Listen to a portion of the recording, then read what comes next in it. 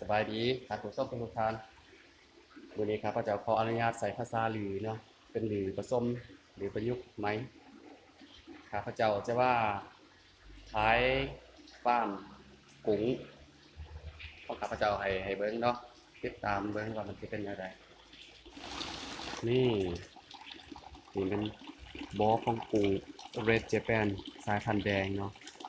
ก็ดูสุขสบายเดี๋ยวจะมีปลาคาร์ฟแล้วลงปลาคาร์ฟนำเรียนก่อนปลาคาร์ฟลอยอยู่แล้วนะนะครับผมปลาคาร์ฟ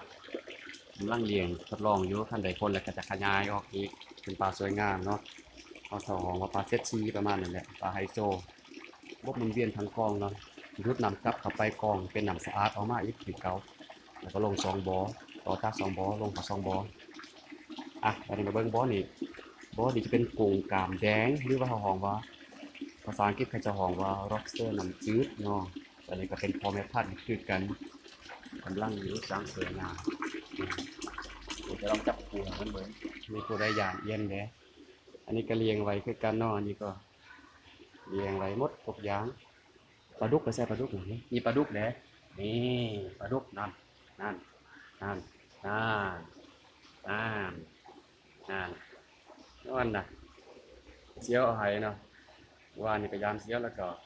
เสียวว่ามีสองตัวหนึ่งที่ตายแล้วอีกตัวหนึ่งคางป้าไอ้หันก็เลยว่าโอ้เอามาลงเส้นบ่อนี่ดีกว่ายักเห็นแล้วให้มายามเนาะนี่อันนี้ก็จะเป็นเตาอบ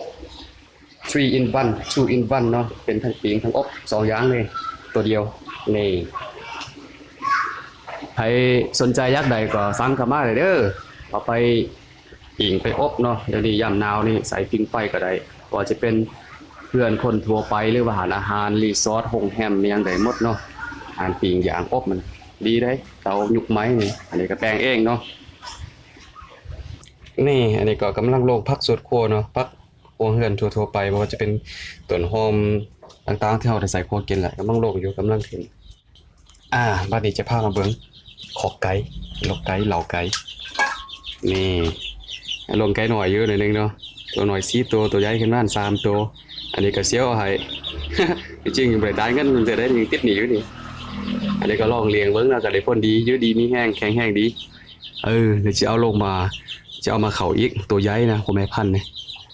เฮ็ดไปนั่นนี่แหละใส่สถานที่พื้นเฮือนเฮือนชาวคนชาวนี่ให้มันเป็นประโยชน์เนาะทุกแง่ทุกมุม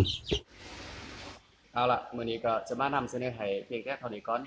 แล้วก็บัดนั้นจะเฮ็ดคลิปจะถ่ายคลิปต่อๆไปให้เบิ่งเนาะรอท่าเบิ่งสิมีคลิปที่ว่าติดตามเบิ่งการผสมพันธุ์ของพ่อแม่กุ้งแล้วก็อ่าการที่ว่ากุ้งคลิปที่ว่ากุ้งเกิดลูกเนาะออกไข่ออกหยังนั่นแหละต่างๆนั่นแหละก็จะเป็นภาพเป็นสุดขั้วหรือว่าได้เอามาหยังมาลงบ่ได้ก็จะเอาลงให้เบิ่งต่อๆไปเนาะก็ฝากกดติดตามกดไลค์กดแชร์แล้วก็ Subscribe ให้ได้เด้อขอบใจหลายเด้อบ๊ายบาย